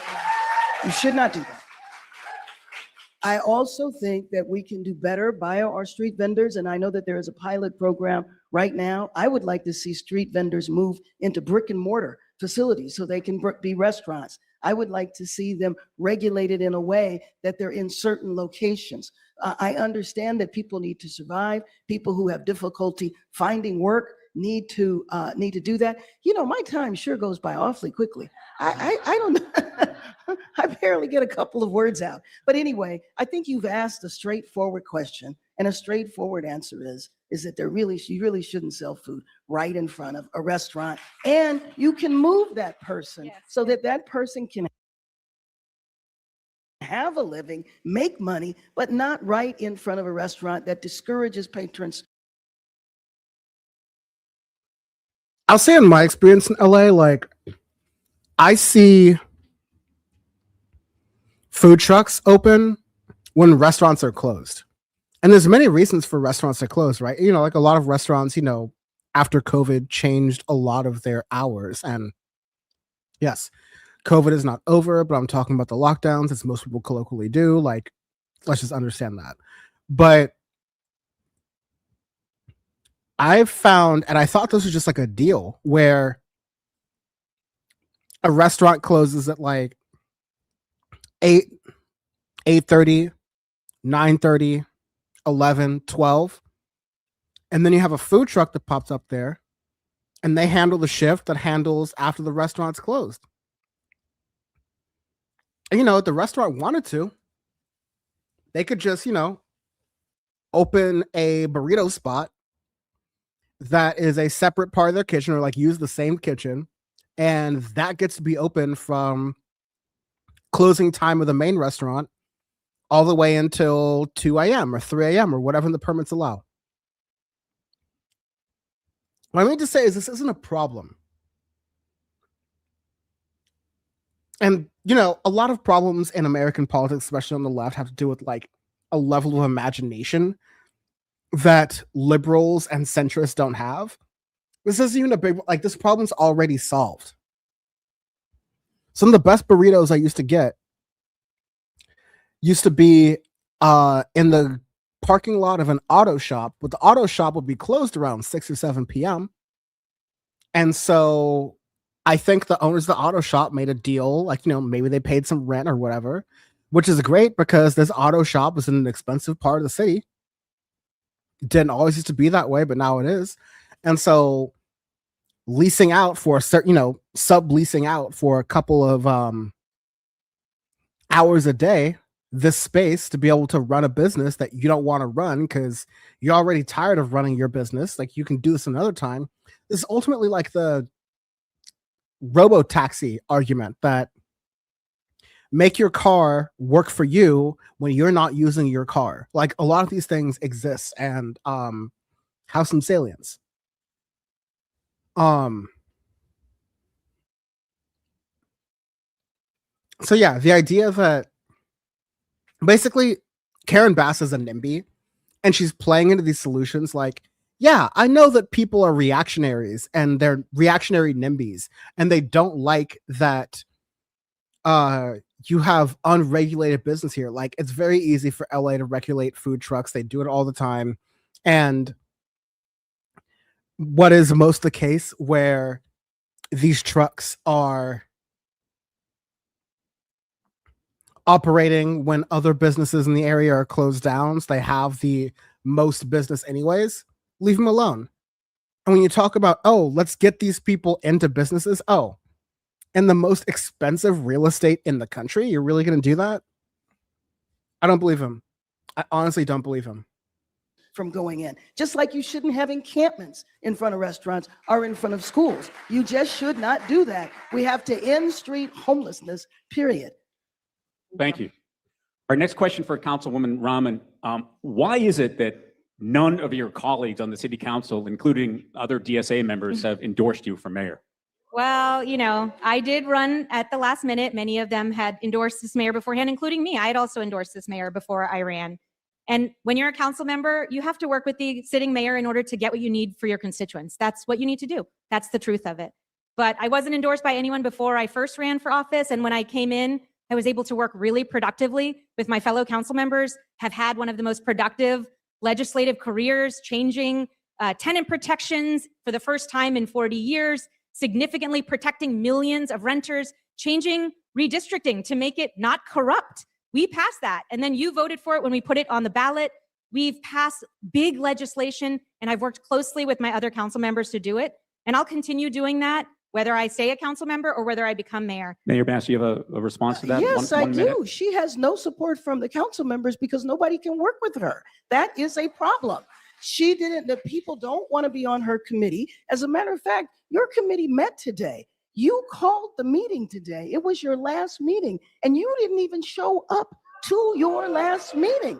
You weren't there. So what I learned from council members, and I think there's one in our audience now, people can't work with you. You can't manage your committee, but yet you want to manage the city. You have a lot of aspirations in what you say you are going to do, but you have been in City Hall twice as long as I have, and I'm not sure what your accomplishments are, including the tenant protections, which was taken out of your committee because you kept, yes, it was passed by the entire city council because it was taken out of your committee because you kept wanting to study it. City council and City Hall is not an academic institution. All right, brief response. Yes. I just want to say that when those tenant protections that I championed passed the full council, this mayor congratulated me, and it was on the front page of the LA Times for passing these protections because they passed under my leadership. Things change when you're running against someone. And I would say that we've had real results in my council district on homelessness. We've had real results in terms of legislative interventions across the entire city. I've been a good steward of the resources that have been given to me, and my track record is very clear. But LA and Angelenos feel like they're moving in the wrong direction. 70% of survey respondents say that, and that is the evidence of this mayor's record. All right, we're going to move to the next question.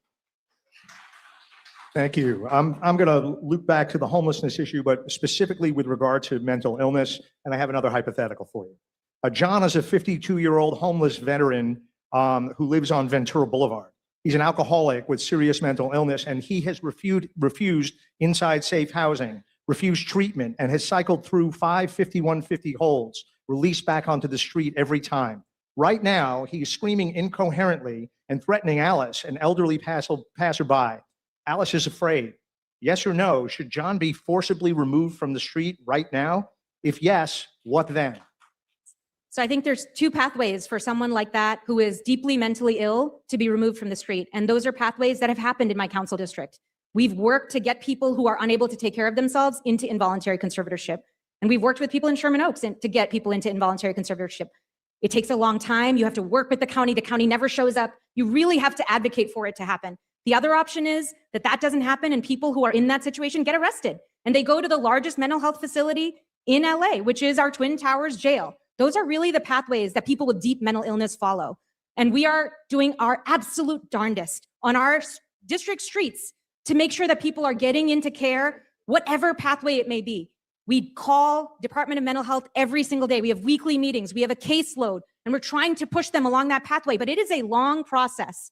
And in the meantime, people get arrested because they are unable to care for themselves on the street. And And those are our only two options right now. And we are pushing to make sure that people with mental illness are off the streets and in care. So thank you. But as a follow-up to that same question, does it qualify as criminalizing homelessness, in your opinion, to arrest someone who's threatening people on the street? No. Or, let me finish the question. Or do people on the street have a right to be safe on the street and protected from someone who's suffering from a mental breakdown and episode? 100%. Everyone has the right to be safe walking in LA streets. And the work that I've done in this council district, when I was first elected, there were huge encampments across this district. We worked to get rid of them, many of them here or nearby here at Coldwater 101, at Van Nuys 101, at Ventura and Fruitland, where we had, people in a parking lot that the previous council member had let stay there for so long. We housed all of those people. We got people off the street, and some of them went to mental health care. They had to. They needed that. People should feel safe on our city streets, and the only way we can get to it is through relentless work. That is what I commit to you citywide, that we will see results citywide. Thank you. Mayor Bass, I have the same question, but I think one of the things that you and the council member tend to agree on is that the solution to homelessness is to build more housing. And there is a certain aspect of the population that just refuses to accept housing. Right. What do you do about those So people? let me just tell you that you're going to have to give me equal time to that, okay? So let me just say, first of all, the scenario that you laid out was, what are you going to do right then at that moment? Yes. I spent years working in LA County's emergency room. I have worked with people who were in severe mental health crises. And I believe, and this is a controversial thing to say, but I believe that there should be involuntary hospitalization. What she is talking about, conservatorship, takes a very long time. You asked about a problem that was happening on the street today. That is what we should do. No, it is not. Let the mayor answer the question, Now, you're please. the urban planner. I'm the medical person, okay? So I understand a 5150 is a 72-hour hole. That is not what I am talking about. I am talking about the need to put somebody in long-term hospitalization to protect them so that they don't kill themselves or they don't hurt someone else. We passed Proposition 1. We are beginning to build the facilities now. And unfortunately, the facilities that are being built will be controlled by the county. And so who gets the placements will be determined by the county. When I have had numerous discussions with the councilwoman and conflicts with her over the fact that she thought it was okay for people to stay on the street. They just needed to have better services while they were on the street. For people who cannot leave, who feel that they cannot leave the streets or they refuse to, they absolutely need to be removed for their own protection, but also for the protection of others. But until the city is in control over the services, we are going to continue to rely on the county, because the best that she could do in the situation you described is to call the county. And we've had numerous examples when the county was called and the county was right there.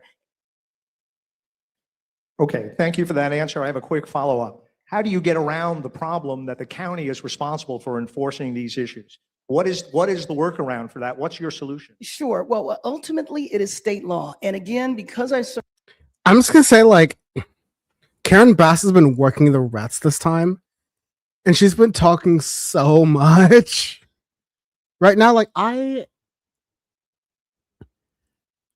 was able to wash some of my dishes in the entire time that she was complaining about not getting enough time to speak and then talking. And you know me, I interrupt all the time. So it's just wild, but let's continue. served in Sacramento, I have been talking to and working with the leadership up there to say that voluntary conservatorship was a good first step, but it is woefully inadequate. We have to have involuntary conservatorship that you can enforce immediately. People need the care, and now that we're building the facilities, we will have a place for them to go. A couple of years ago, we didn't have the facilities. We had no place for people to go, but those facilities are coming online. And by the way, there's going to be an 800-bed facility right in the smack of downtown LA with St. Vincent's Hospital. One sentence to respond to that. I do just want to say, so many of these responses are about plans for the future. You've been the mayor for 4 years, and the results have not changed. The results are visible on our streets. The evidence is very clear. We needed to have started these changes many years ago in order for them to be realized today. In my district, homelessness has gone down because of our relentless focus on it. I do not want people sleeping on the streets. Guess what that takes? Work. That takes action. That takes leadership. That takes management. That takes data. That takes oversight. That's what's missing in City Hall right now, citywide. We can make the progress that you deserve, but we need the leadership to make it. That is why I'm running for mayor. All right, we're going to move on to the next question from Howard. Yes, very good. Let's explore infrastructure and basic city services. And this is for, we'll start with Councilmember Raman, please. Residents and businesses often say they care less about political rhetoric and more about fixing potholes, broken sidewalks, street lights, parks, trees, and graffiti. What structural changes would you make to ensure city departments deliver faster, more accountable, and measurable results? Great. Well, thank you for that question. And it is an incredibly important one because every Angelino that I talk to, no matter what part of the city they live in, have seen the sharp drop in services that we've had under this mayor's leadership.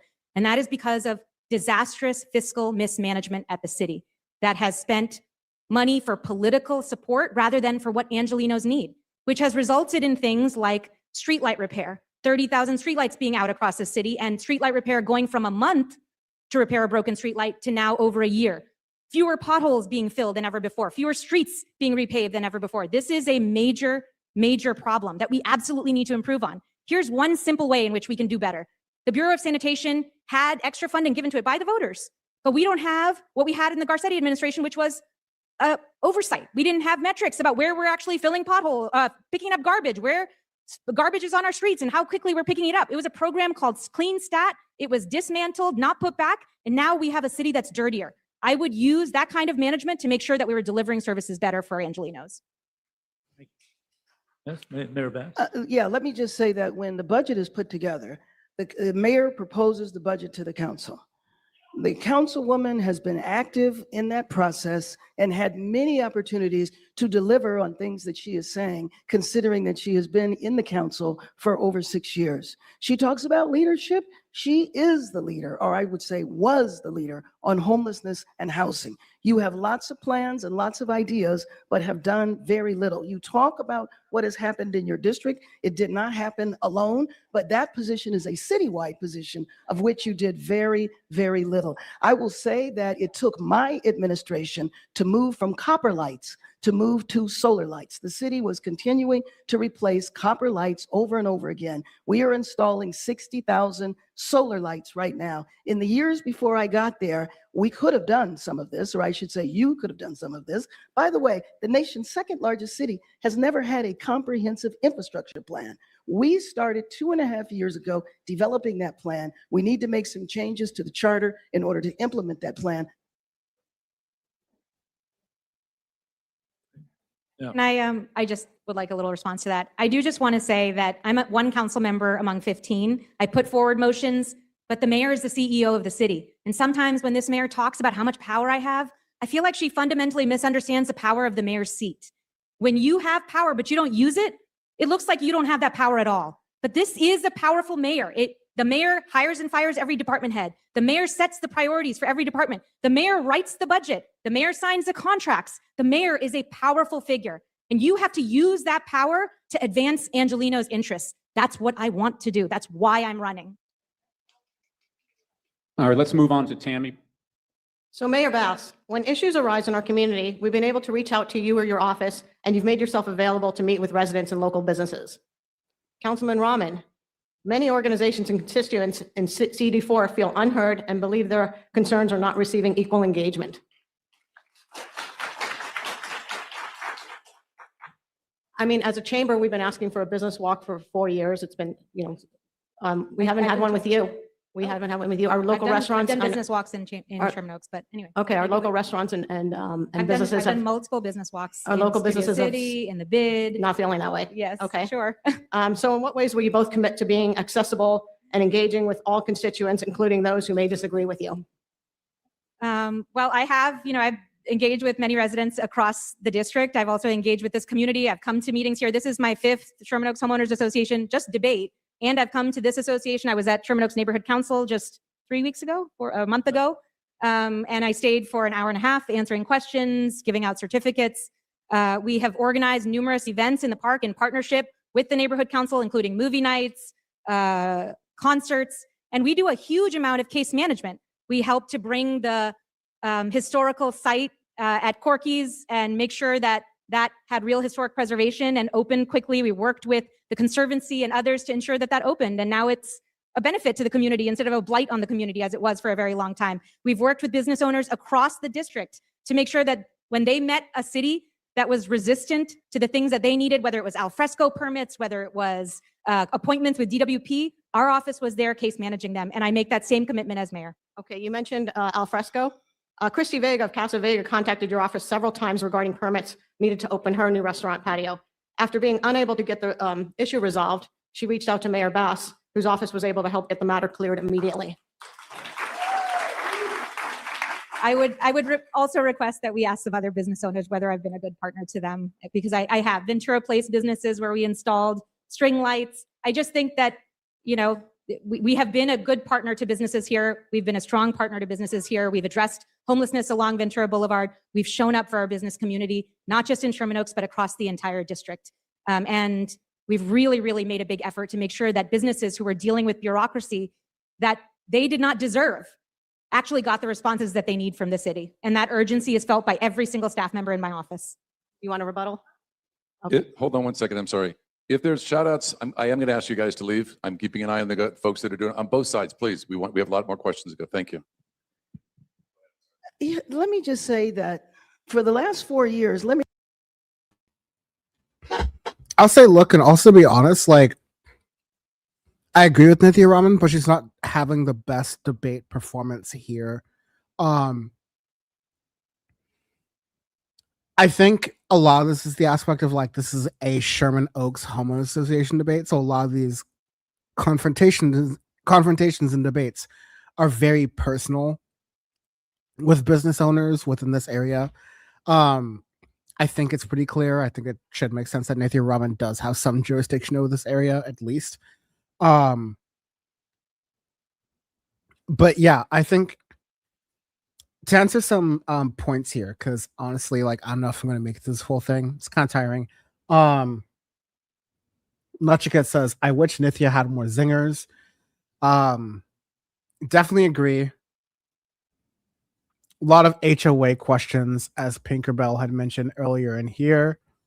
Narwhal by nature, spitting fire as always. But one thing Narwhal said was, food trucks are often a proving ground for new businesses to see if they can possibly sustain a brick and mortar restaurant. She doesn't care about restaurant businesses at all, obviously. Yeah.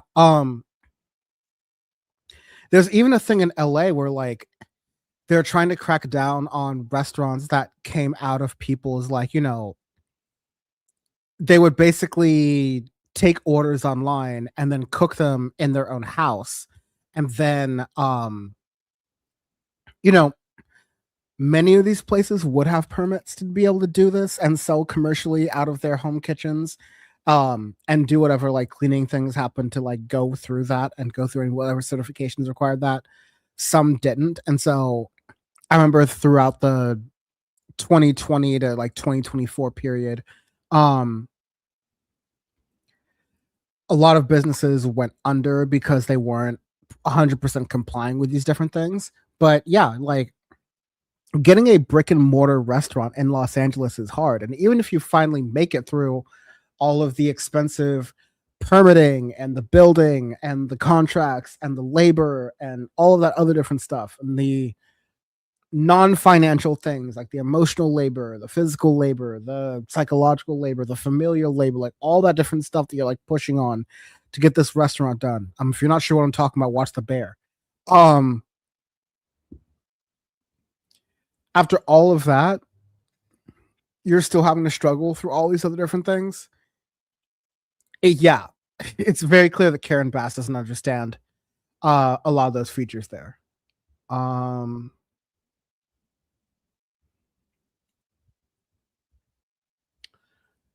Let's see.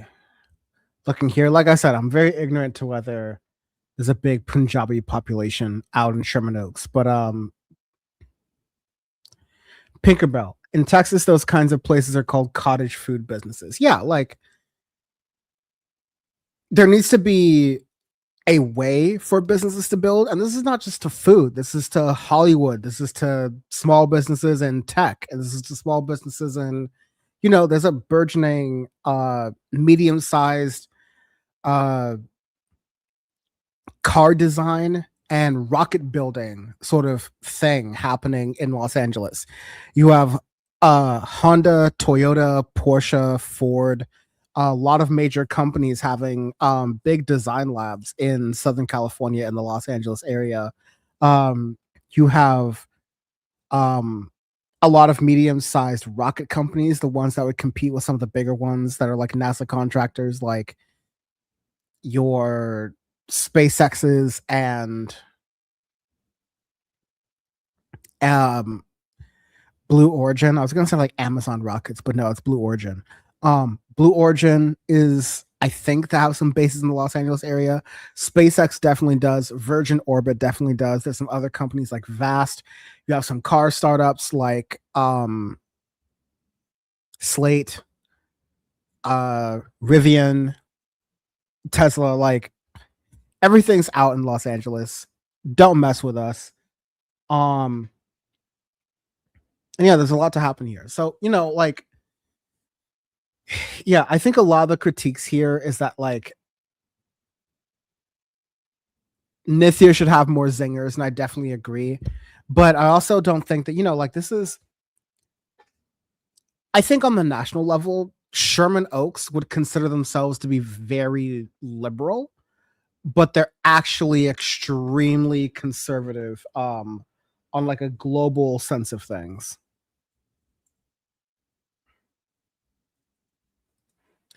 Let me pull this up really quickly just to show y'all.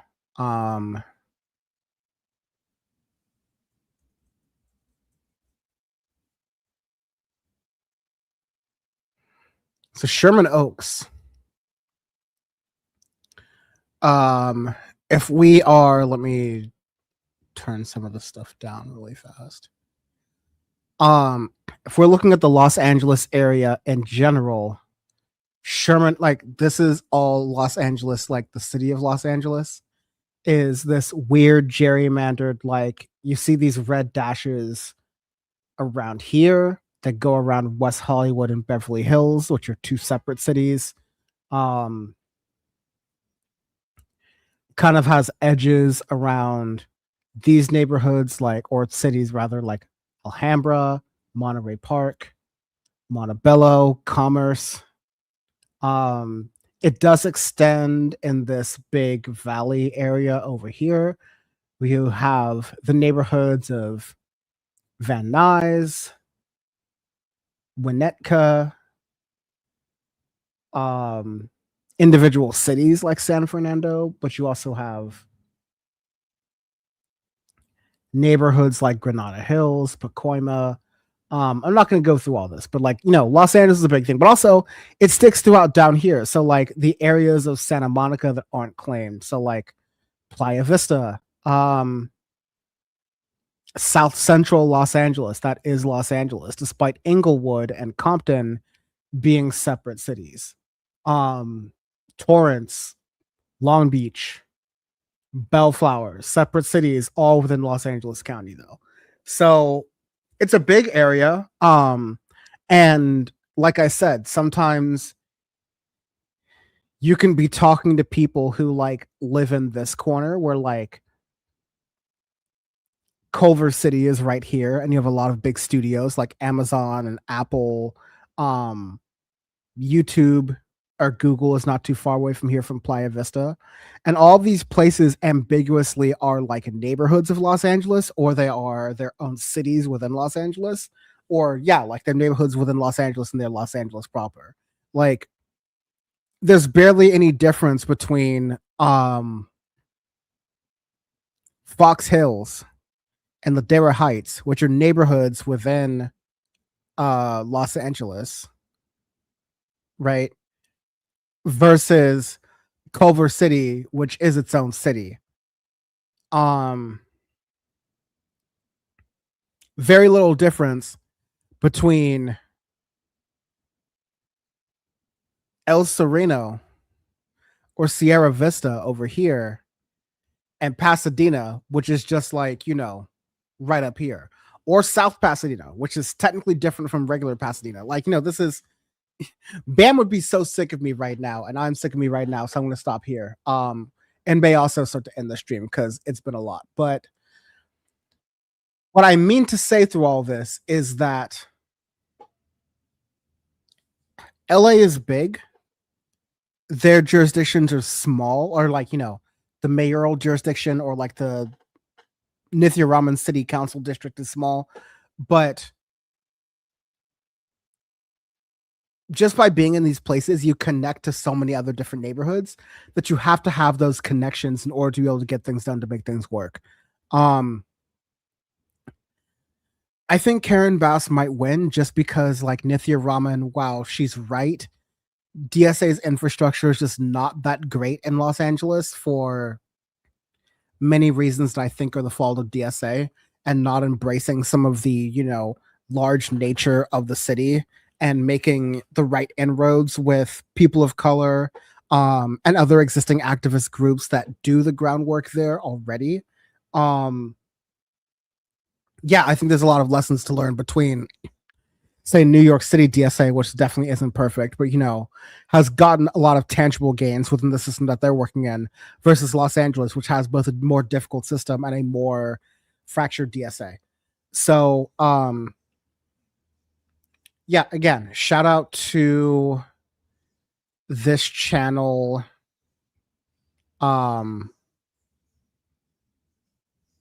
Again, I'm not even sure how to say that or how to put that. If that goes down for some reason, there's also this PTC World channel that has it. You can watch the thing there, but I will catch y'all on the flip side. Eventually, I will do that libertarian debate. I might do that for members, or I'll do that in like a low-key sort of way. But I do want to rewatch that and see how I did. But yeah, this California politics takes a lot out of me because there's not a lot of hope. I'll be honest. This does not feel good. But thank you all for listening and watching. I will talk to you all in the next episode or situation. Wow, look at me trying to reach up here, and now I'm done. Yes. And instead of CIA Narwhal, that's funny. Anyways, I'll talk to you later. Cheers.